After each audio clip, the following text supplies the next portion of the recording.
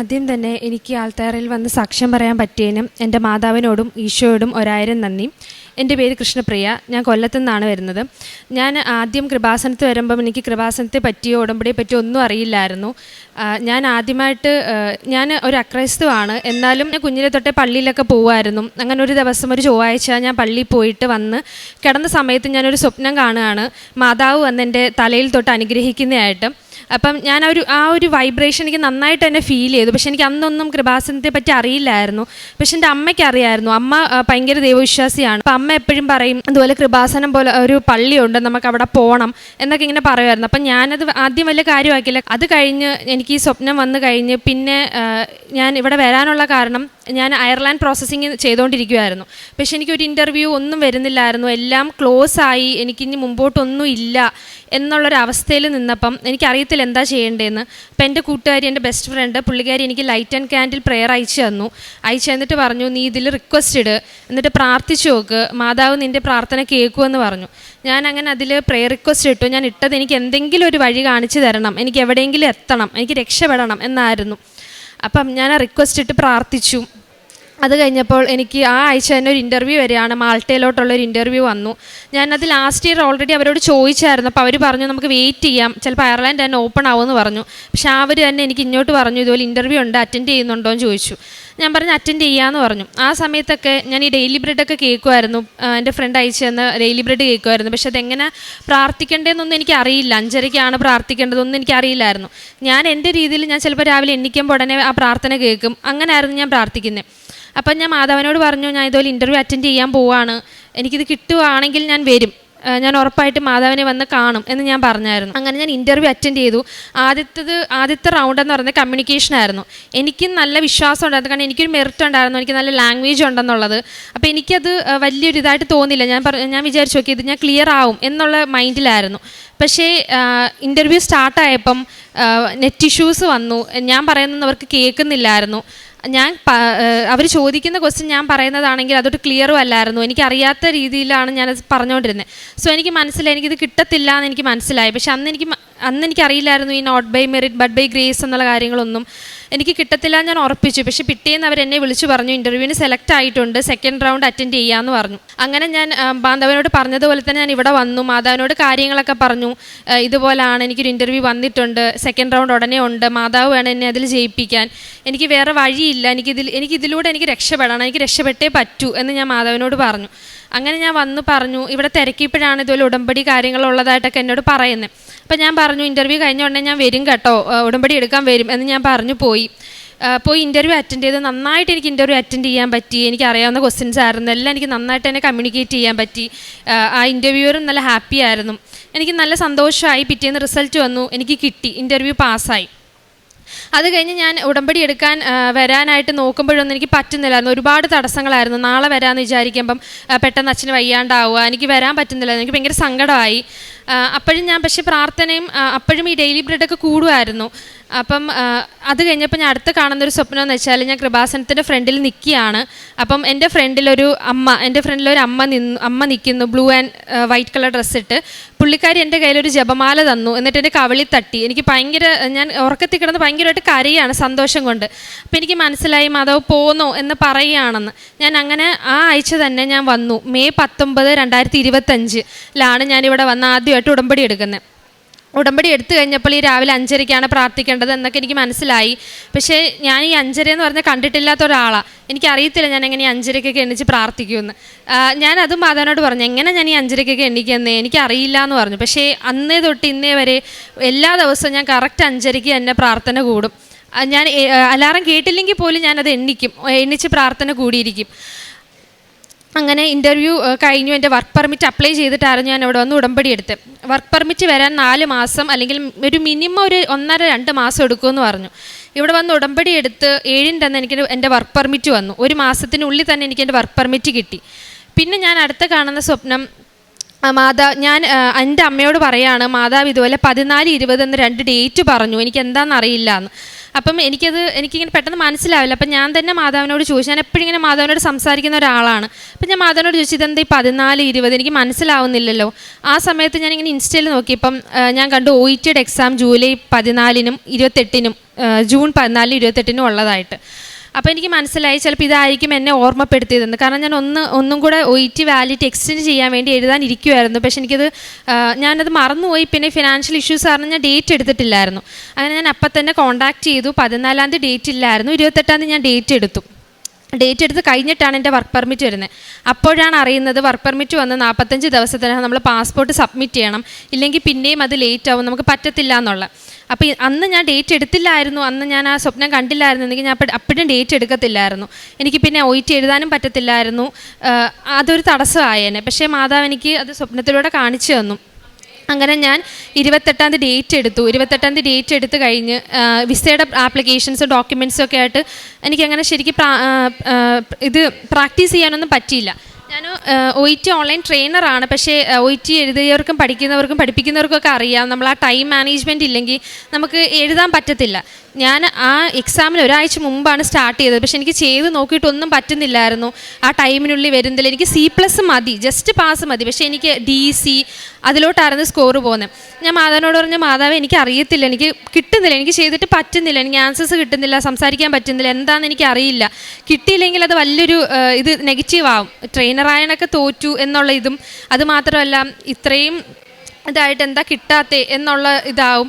അപ്പോൾ എങ്ങനെയെങ്കിലും എനിക്ക് OET ഒന്ന് ജയിപ്പിക്കണം എന്ന് പറഞ്ഞു. ഞാൻ ആ സമയത്തായിരുന്നു IIT-യിലൊരു സാക്ഷ്യം കേൾക്കുന്നത്. അപ്പം ഞാനും മാതാവിനോട് അങ്ങനെ അടയാളങ്ങൾ ചോദിച്ചു. എനിക്ക് 7 എന്നുള്ള നമ്പറും, എനിക്കെൻ്റെ സ്പീക്കിംഗ് 2:30 ആയിരിക്കണം, എനിക്ക് എൻ്റെ സ്പീക്കിങ്ങിൻ്റെ എക്സാമിനർ ഒരു ഫീമെയിൽ ആയിരിക്കണം, അതും ബ്ലൂ ഗ്രീൻ അല്ലെങ്കിൽ ഏതെങ്കിലും ഒരു ഡ്രസ്സിലായിരിക്കണം എന്ന് ഞാൻ മാതാവിനോട് പറഞ്ഞു. അങ്ങനെ എൻ്റെ ഹോൾ ടിക്കറ്റ് വന്നത് ജൂൺ 17-നായിരുന്നു. ആ നമ്പറിൽ, ആ കാൻഡിഡേറ്റ് നമ്പറിൽ 7 ഉണ്ടായിരുന്നു. പക്ഷേ എൻ്റെ സ്പീക്കിങ്ങിൻ്റെ സമയം എന്ന് പറഞ്ഞാൽ 3 മണിയായിരുന്നു. അപ്പം ഞാൻ മാധവനോട് പറഞ്ഞു, ഞാൻ 2:30 പറഞ്ഞു, പിന്നെ എന്താ 3 മണിയായി പോയേ എന്ന് ഞാൻ ചോദിച്ചു. പിന്നെ ഞാൻ വിചാരിച്ചു ചിലപ്പോൾ അവിടെ ചെല്ലുമ്പോൾ ചേഞ്ച് ആവുമായിരിക്കും എന്നും പറഞ്ഞ് ഞാൻ 28-ാം തീയതി എക്സാം അറ്റൻഡ് ചെയ്യാൻ പോയി. ഉപ്പും തൈലും ഒക്കെ ഉപയോഗിച്ചു, എക്സാം അറ്റൻഡ് ചെയ്തു. സ്പീക്കിങ്ങിന് സമയമായി. അപ്പം സ്പീക്കിങ്ങിന് ഞാൻ ബ്രേക്കിന് പോയപ്പോഴേ സ്പീക്കിങ്ങിന് 2 എക്സാമിനേഴ്സിനെ ഞാൻ കണ്ടായിരുന്നു. ഒരാൾ മെയിലും ഒരാൾ ഫീമെയിലും ആയിരുന്നു. ഫീമെയിലിനെ ഞാൻ ദൂരെ നിന്നാണ് കണ്ടത്. പുള്ളിക്കാരി പക്ഷേ ബ്ലാക്ക് ഡ്രസ്സായിരുന്നു. മെയിലാണെങ്കിൽ ബ്ലൂ ഡ്രസ്സായിരുന്നു. അപ്പോഴും ഞാൻ മാധവനോട് പറഞ്ഞു, ഞാൻ ഫീമെയിൽ ഇൻ്റർലോക്യൂട്ടറിനല്ലേ ചോദിച്ചത്, പക്ഷേ പുള്ളിക്കാരി ബ്ലാക്ക് ആണല്ലോ, ഇനി മെയിലാണോ തരുന്നത് എന്നിങ്ങനെ ഞാനിങ്ങനെ പറഞ്ഞായിരുന്നു. അത് കഴിഞ്ഞു വന്നു. സ്പീക്കിങ്ങിന് സമയമായി. എന്നെ വിളിച്ചത് 3 മണിയെന്ന് പറഞ്ഞിട്ട് എന്നെ വിളിച്ചത് 2:30 കറക്റ്റ് 2:30 എന്നെ സ്പീക്കിങ്ങിന് കൊണ്ടുപോയി. ആ മെയിൽ എക്സാമിനറും കഴിഞ്ഞ് പോയപ്പോൾ എനിക്ക് മനസ്സിലായി ഞാൻ ഫീമെയിലിൻ്റെ അടുത്തോട്ടാണ് പോകുന്നതെന്ന്. അങ്ങനെ ഫീമെയിൽ എക്സാമിനറിൻ്റെ അടുത്തോട്ട് പോയി. അകത്ത് കയറിയപ്പോഴാണ് എനിക്ക് മനസ്സിലായത് ബ്ലാക്ക് ഡ്രസ്സ് അല്ലായിരുന്നു, ഡാർക്ക് ബ്ലൂ ആയിരുന്നു. എനിക്ക് ദൂരേന്ന് കണ്ടപ്പോൾ ബ്ലാക്കായിട്ട് തോന്നിയതായിരുന്നു. അപ്പോൾ എനിക്ക് ഭയങ്കര സന്തോഷമായി. എനിക്ക് മനസ്സിലായി മാതാവ് എൻ്റെ ഫ്രണ്ട് ഇരിക്കുന്നതെന്ന്. ഞാൻ ഹാപ്പി ആയിട്ട് സ്പീക്കിങ് സ്റ്റാർട്ട് ചെയ്ത് കഴിഞ്ഞു. ഞാൻ അവരോട് പേര് ചോദിച്ചപ്പം സാധാരണ അവരുടെ പേര് പറയും, അല്ലെങ്കിൽ അവർക്ക് ഇഷ്ടമുള്ള ഏതെങ്കിലും ഒരു പേര് പറയും. പുള്ളിക്കാരി എന്നോട് പറഞ്ഞത് മേരി എന്നായിരുന്നു. അപ്പം ഞാൻ ഉറപ്പിച്ചു മാതാവ് തന്നെയാണ് എൻ്റെ ഫ്രണ്ട് ഇരിക്കുന്നതെന്ന്. ഞാൻ സന്തോഷത്തോടെ തന്നെ എക്സാം അറ്റൻഡ് ചെയ്തു. എനിക്കറിയത്തില്ല ഞാൻ എന്താ എഴുതിയെന്ന് ഇപ്പോഴും. റീഡിങ് ആണെങ്കിലും ലിസണിങ് ആണെങ്കിലും എനിക്ക് അപ്പം തോന്നിയ ആൻസേഴ്സാണ് ഞാൻ എഴുതിയത്. എനിക്ക് ഉറപ്പില്ല. പക്ഷേ റിസൾട്ടിന് വേണ്ടി ഞാൻ വെയിറ്റ് ചെയ്തു. ഞാൻ മാതാവ് എനിക്ക് തരുമെന്നുള്ളൊരു എനിക്ക് വിശ്വാസം നന്നായിട്ടുണ്ടായിരുന്നു. അങ്ങനെ ഞാൻ റിസൾട്ടിന് വെയിറ്റ് ചെയ്തു. ജൂലൈ 3-ന് ഞാനൊരു പാസ്പോർട്ട് സബ്മിഷന് പോയി. അപ്പോഴും ഞാൻ മാതാവിനോട് പറഞ്ഞു, മാതാവ് ഞാൻ എൻ്റെ പാസ്പോർട്ട് കൊടുക്കുകയാണ്, ഇനി എനിക്ക് എക്സാം എഴുതാൻ പറ്റില്ല, ഇനി എനിക്ക് എക്സാം എഴുതാൻ സമയവും ഇല്ല, ഇനി എന്നെ കൊണ്ട് എഴുതിക്കരുത് എന്ന് പറഞ്ഞു. ഞാൻ ജൂലൈ 3-ന് പാസ്പോർട്ട് സബ്മിറ്റ് ചെയ്തു. 12 മണിക്കാണ് സബ്മിറ്റ് ചെയ്തത്. തിരിച്ച് വരുന്ന വഴിക്ക് എൻ്റെ കൈ തട്ടി എൻ്റെ മെയിൽ ഓപ്പണായി. നോക്കിയപ്പോൾ എൻ്റെ OET റിസൾട്ട് വന്നു. 28-ാം തീയതി എഴുതി, 3-ാം തീയതി എൻ്റെ റിസൾട്ട് വന്നു. സാധാരണ 7 ഡേയ്സ് ആണ്, വർക്കിംഗ് ഡേയ്സ് ആണ് പറയുന്നത്. പക്ഷേ ഇത് നേരത്തെ റിസൾട്ട് വന്നു. പക്ഷേ ഞാൻ തുറന്നില്ലായിരുന്നു. ഞാൻ മാതാവിനോട് പറഞ്ഞു, മാതാവെ ഞാൻ വൈകിട്ടത്തെ പ്രാർത്ഥന കഴിഞ്ഞിട്ട് ഞാൻ തുറക്കത്തുള്ളൂ, മാതാവിൻ്റെ മുമ്പിലേ ഞാൻ ഓപ്പൺ ചെയ്യത്തുള്ളൂ എന്ന് പറഞ്ഞു. വീട്ടിൽ ആരോടും പറഞ്ഞില്ല റിസൾട്ട് വന്ന കാര്യം. ഞാൻ വൈകിട്ടത്തെ പ്രാർത്ഥന കഴിഞ്ഞു, റിസൾട്ട് തുറന്നു. ജസ്റ്റ് പാസ്സാക്കണമെന്നായിരുന്നു ഞാൻ മാതാവിനോട് പറഞ്ഞത്. പക്ഷേ എനിക്ക് ഫുൾ B ഉണ്ടായിരുന്നു OETക്ക്. 4 മൊഡ്യൂളിന് ഫുൾ Bയും നല്ല സ്കോറും തന്നെ തന്നു. മാതാവ് എന്നെ അനുഗ്രഹിച്ചു. അത് കഴിഞ്ഞിട്ട് പിന്നെ എൻ്റെ വിസയുടെ കാര്യങ്ങളായിരുന്നു. വിസയ്ക്ക് ഞാൻ കൊടുത്തു. വിസ കിട്ടാൻ 2 മാസം എടുക്കുമെന്ന് പറഞ്ഞു. 1.5 അല്ലെങ്കിൽ 2 മാസം എടുക്കും. വിസ ഇൻ്റർവ്യൂ കാണുമെന്ന് പറഞ്ഞു. അപ്പോൾ വിസ ഇൻ്റർവ്യൂ 99% ആൾക്കാരെയും വിസയ്ക്ക് ഇൻ്റർവ്യൂവിന് വിളിക്കുമ്പോൾ ഇൻ്റർവ്യൂവിന് വിളിക്കുന്നവരാണ് കൂടുതൽ റിജക്ഷൻ വരുന്നതെന്ന് പറഞ്ഞു. ഞാൻ മാതാവിനോട് പ്രാർത്ഥിച്ചു. ആ സമയത്തായിരുന്നു അച്ഛൻ ജോസഫ് അച്ഛൻ ഡോക്യുമെൻ്റ് സമർപ്പിച്ച് പ്രാർത്ഥിക്കുന്ന കാര്യം പറഞ്ഞത്. എൻ്റെ കയ്യിൽ പാസ്പോർട്ട് ഇല്ലാത്തതുകൊണ്ട് ഞാൻ എൻ്റെ പാസ്പോർട്ടിൻ്റെ കോപ്പി രാവിലെയും വൈകിട്ട് മാതാവിൻ്റെ ഫ്രണ്ടിൽ വെച്ച് പ്രാർത്ഥനയുടെ കൂടെ ഫ്രണ്ടിൽ വെച്ച് ഉപ്പും തൈലവും ഇട്ട് ഞാൻ പ്രാർത്ഥിക്കുമായിരുന്നു. അങ്ങനെ എന്നിട്ട് ഞാൻ അതിനകത്ത് എഴുതുന്നുണ്ടായിരുന്നു ഏതൊക്കെ ഡേറ്റാണ് ഞാൻ സബ്മിറ്റ് ചെയ്തത്, അവിടെ എത്തിയത് ഏത് ദിവസമാണ്, പ്രോസസ്സിങ് സ്റ്റാർട്ട് ചെയ്തത് ഏത് ദിവസമാണെന്ന്. അങ്ങനെ എഴുതി വന്നപ്പോൾ കുറച്ച് സ്പേസേ ഉള്ളൂ. അപ്പോൾ ഞാൻ മാതാവിനോട് പറഞ്ഞതാണ്ട് ഇവിടെ ഇനി ഒരെണ്ണം കൂടെ എഴുതാനുള്ള സ്ഥലമേ ഉള്ളൂ, അവിടെ ഞാൻ എൻ്റെ വിസ വന്നു എന്നേ എഴുതത്തുള്ളൂ എന്ന് പറഞ്ഞു. എന്നിട്ട് അതിനകത്ത് not by merit but by grace എന്ന് എഴുതി ഞാൻ ദിവസം പ്രാർത്ഥിക്കുമായിരുന്നു. എൻ്റെ കൂടെ ഉള്ളവരെയും എന്നെക്കാളും മുമ്പേ ഉള്ളവരെയും എന്നെ കഴിഞ്ഞിട്ടുള്ളവരെയും എൻ്റെ ഒപ്പം കൊടുത്തവരെ എല്ലാവരും ഇൻ്റർവ്യൂവിന് വിളിച്ചു. 99% അവർ പറഞ്ഞതുപോലെ തന്നെ 99% പേര് ഇൻ്റർവ്യൂവിന് വിളിച്ചു. പക്ഷെ എന്നെ മാത്രം വിളിച്ചില്ല. എന്നെ ആ 1% മാതാവിനെ രക്ഷിച്ചു. ഇൻ്റർവ്യൂ ഇല്ലാതെ എനിക്ക് എൻ്റെ വിസ കിട്ടി. ഈ മാസം 20 അടുത്ത ആഴ്ച ഞാൻ പോവുകയാണ് മാൾട്ടയ്ക്ക്. എൻ്റെ വിസയും എൻ്റെ ടിക്കറ്റും വന്നു. അത് വന്നത് എൻ്റെ വിസ ഞാൻ ഡേറ്റ് ഇട്ടിരുന്നത് 29 എൻ്റെ വിസ വരണമെന്നായിരുന്നു. 27 എനിക്ക് എൻ്റെ മെയിൽ വന്നു വിസ വന്നിട്ടുണ്ടെന്നുള്ളതും. അത് കഴിഞ്ഞ് ഞാൻ ഉടമ്പടി പുതുക്കിയത് ഓഗസ്റ്റ് 28, 2025 അത് കഴിഞ്ഞിട്ട് എനിക്ക് എൻ്റെ വിസ കയ്യിൽ കിട്ടി. പിന്നെ എല്ലാം പെട്ടെന്നായിരുന്നു. എനിക്കൊന്നും തിരിഞ്ഞു നോക്കേണ്ട വന്നിട്ടില്ല. എല്ലാം സ്പീഡായിട്ട് തന്നെ മാതാവ് എനിക്ക് ചെയ്തു തന്നു. പിന്നെ പ്രേക്ഷിത പ്രവർത്തനങ്ങളായിട്ട് ഞാൻ പത്രം കൊടുക്കുമായിരുന്നു. പത്രം കൊടുക്കും എല്ലാ ആഴ്ചയും. ഞാൻ ഇതുവരെ ഉപവാസം ഞാൻ മുടക്കിയിട്ടില്ല. എനിക്ക് സ്റ്റൊമക്ക് റിലേറ്റഡ് ആയിട്ടുള്ള കുറച്ച് ഇഷ്യൂസ് ഉണ്ട്, അൾസറും കാര്യങ്ങളൊക്കെ ഉണ്ട്. അതുകൊണ്ട് തന്നെ എനിക്ക് കൂടുതൽ നേരം വിശന്നിരിക്കാനൊന്നും പറ്റത്തില്ല. വിശന്നിരിക്കുമ്പോൾ എനിക്ക് ദേഹം വല്ലാണ്ട് വരും, അല്ലെങ്കിൽ വയറുവേദന വരും, അങ്ങനത്തെ ഒക്കെ പ്രശ്നങ്ങളുണ്ടായിരുന്നു. പക്ഷേ ഉടമ്പടി എടുത്തു കഴിഞ്ഞ് ഞാൻ എല്ലാ ആഴ്ചയും ഉപവസിച്ചിട്ടുണ്ട്. ഇതുവരെ എനിക്ക് ഒരു കുഴപ്പവും ഉണ്ടായിട്ടില്ല. ഉപവാസത്തിൻ്റെ സമയത്ത് എനിക്ക് ഒരു പ്രശ്നങ്ങളും ഉണ്ടായിട്ടില്ല. എല്ലാ ആഴ്ചയും ഒരു ദിവസം ബുധനാഴ്ച അല്ലെങ്കിൽ ശനിയാഴ്ച ഞാൻ ഉപവസിക്കും, പത്രങ്ങൾ കൊടുക്കും. ഞാൻ കാണുന്നവരത്തൊക്കെ എനിക്ക് കിട്ടിയ അനുഗ്രഹങ്ങളും മാതാവിനെക്കുറിച്ച് ഞാൻ പറയാറുണ്ടായിരുന്നു. പിന്നെ ബൈബിൾ വായിക്കും. 30 മിനിറ്റ് ഞാൻ എല്ലാ ദിവസവും ബൈബിൾ വായിക്കും. ആദ്യമൊക്കെ 30 മിനിറ്റ് തികയ്ക്കാനായിരുന്നു വായിക്കുന്നത്. പക്ഷെ ഇപ്പം 30 മിനിറ്റ് കഴിയുന്നത് അറിയാറില്ല. ആ ഒരു ഇതിലോട്ടായി. അങ്ങനെ മാതാവിനെ അനുഗ്രഹിച്ചിട്ടുണ്ട്. പിന്നെ എൻ്റെ സ്വഭാവം എന്ന് പറയുമ്പോൾ എനിക്ക് പെട്ടെന്ന് ഞാൻ ഭയങ്കര ഓവർ തിങ്കിങ് ആയിട്ടുള്ള ആളാണ്. എന്ത് ഒരു കാര്യങ്ങളും ഞാൻ ഭയങ്കരമായിട്ട് അതിനെ തിങ്ക് ചെയ്യും. പക്ഷേ ഈ ഉടമ്പടിയിലായി പിന്നെ എൻ്റെ മനസ്സിൽ എപ്പോഴും മാതാവുണ്ടല്ലോ, നോക്കിക്കോളും എന്നുള്ളൊരിതായി. ഇത് ഉടമ്പടി ഈ സമയത്ത് തന്നെ എനിക്ക് ഇടയ്ക്ക് ആസ്മ ഡയഗ്നോസ് ചെയ്തായിരുന്നു. അപ്പോൾ പോലും എനിക്കൊരു ഒരു ഇതുമില്ലായിരുന്നു. ആസ്മയെങ്കിൽ ആസ്മ, മാതാവുണ്ടല്ലോ കൂടെ എന്നുള്ളൊരു മൈൻഡായി എനിക്ക്. പിന്നെ എല്ലാ ചൊവ്വാഴ്ചയും മുടങ്ങാതെ ധ്യാനം കൂടും, ജപമാല പ്രാർത്ഥിക്കും. എല്ലാ ആഴ്ചയും ഞാൻ ജപമാല പ്രാർത്ഥിക്കും. പറ്റുമ്പോഴൊക്കെ ഞാൻ ജപമാല ചൊല്ലാറുണ്ട്. ഇപ്പം മാതാവ് ഇപ്പം വീട്ടിലാണെങ്കിലും അമ്മയ്ക്കാണെങ്കിലും എല്ലാവർക്കും മാതാവ് വീട്ടിലൊരാളെ പോലെ ആയി. എന്തുണ്ടെങ്കിലും മാതാവിനോട് പറയാം, അല്ലെങ്കിൽ മാതാവ് നോക്കും എന്നുള്ള ഇതായി. ഞാനാണെങ്കിലും ഞാൻ മാതാവിനോട് ഞാൻ എങ്ങനെയാണോ എൻ്റെ കൂട്ടുകാരിയോട് സംസാരിക്കുന്നത് അതുപോലെ തന്നെയാണ് മാതാവിനോട് സംസാരിക്കാറ്. എൻ്റെ കാര്യങ്ങളല്ല, ഞാൻ ഇതുപോലെ എന്തെങ്കിലും ചിലപ്പം മാതാവിനോട് സുഖമാണോ എന്ന് ചോദിക്കും, അല്ലെങ്കിൽ എൻ്റെ പേന കാണുന്നില്ലല്ലോ അതെന്തി, അങ്ങനെയൊക്കെയാണ് ഞാൻ മാതാവിനോട് സംസാരിക്കാറ്. അതിനൊക്കെ ഞാൻ ചെറുതായിട്ട് സംസാരിക്കുമ്പോൾ പോലും എനിക്ക് ഒരുപാട് സ്വപ്നങ്ങളിലൂടെ എനിക്ക് മാതാവ് എനിക്ക് ഒരുപാട് കാര്യങ്ങൾ എനിക്ക് പറഞ്ഞു തരികയും എൻ്റെ സംശയങ്ങൾക്കൊക്കെ മാതാവ് എനിക്ക് ആൻസർ തരികയും ചെയ്തിട്ടുണ്ട്. ഇത്രത്തോളം എന്നെ അനുഗ്രഹിച്ച് എനിക്കിവിടെ വന്ന് ആൾത്താരിൽ സാക്ഷ്യം പറയാൻ പറ്റിയതിന് മാതാവിന് 1000 നന്ദി. സങ്കീർത്തനങ്ങൾ 126:3 കർത്താവ് ഞങ്ങൾക്ക് വേണ്ടി വൻകാര്യങ്ങൾ ചെയ്തിരിക്കുന്നു, ഞങ്ങൾ സന്തോഷിക്കുന്നു. കൃഷ്ണപ്രിയ എന്ന ഈ മകളുടെ 4 മാസ ഉടമ്പടി ജീവിതത്തിലെ അമ്മ മാതാവിൻ്റെ അനുഭവ സാക്ഷ്യങ്ങളാണ് മകൾ ഈ അൾത്താരയിൽ പങ്കുവച്ചത്. മകൾ ഇൻ്റർവ്യൂവിന് പോകുമ്പോൾ മകൾ പറയുന്നുണ്ട്, ആ ഡോക്യുമെൻറ്റിൻ്റെ വെരിഫിക്കേഷന് വേണ്ടി പോകുമ്പോൾ മകൾ 2-3 കാര്യങ്ങളാണ് മാതാവിനോട് പറയുന്നത്. ഒന്ന്, 7 എന്ന അക്കത്തിൽ എന്നെ കൊണ്ടുപോകണം. ഞാൻ പോകുന്നിടത്ത് എവിടെയെങ്കിലും അമ്മ മാതാവ് കൂടെ ഉണ്ടെന്ന് ഉറപ്പ് വരുത്തുവാൻ 7 എന്ന അക്കം എനിക്കുണ്ടാവണം. 2, ഉച്ചകഴിഞ്ഞ് 2:30 എൻ്റെ ആ ഡോക്യുമെൻ്റ് വെരിഫിക്കേഷൻ നടക്കണം. 3, എൻ്റെ വെരിഫിക്കേഷൻ നടത്തുന്ന ആൾ സ്ത്രീ ആയിരിക്കണം, ആ ഉടുപ്പ് നീലയായിരിക്കണം. ഇതല്പം കടുപ്പത്തിലുള്ള കാര്യങ്ങളാണ് മാതാവിനോട് ചോദിക്കുന്നത്. ചെറുതല്ലല്ലോ, അങ്ങോട്ട് വെച്ച് കീച്ചുവാണ്. കാരണം പ്രാർത്ഥിച്ച് പോലും തുടങ്ങിയിട്ടില്ല. അങ്ങോട്ട് വെച്ച് എല്ലാം ഡിമാൻഡിങ് ആണ്. 2:30 വേണം, സ്ത്രീ ആയിരിക്കണം, നീലയായിരിക്കണം, 7 എന്ന നമ്പറുണ്ടാകണം. നോക്കിക്കോ, എന്തുമാത്രം കുരിഷ്ട പിടിച്ച കാര്യങ്ങളാണ് പറഞ്ഞുകൊണ്ടിരിക്കുന്നത്.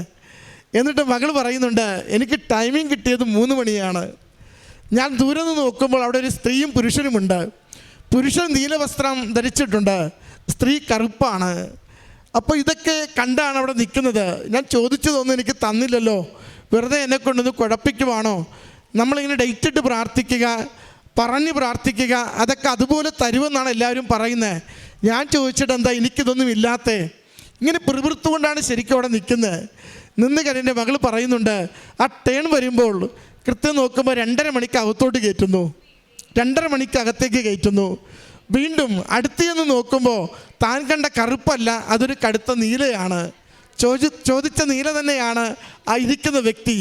അത് ഒരു ഫീമെയിൽ ആകണമെന്ന് നിർബന്ധമുണ്ടായിരുന്നു. ഒരു സ്ത്രീ തന്നെയാണ് തൻ്റെ ആ ഡോക്യുമെൻ്റ് വെരിഫിക്കേഷന് വേണ്ടി നിൽക്കുന്നത്.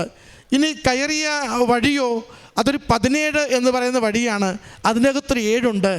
ചോദിച്ചതൊന്നും വ്യത്യാസപ്പെട്ടിട്ടില്ല.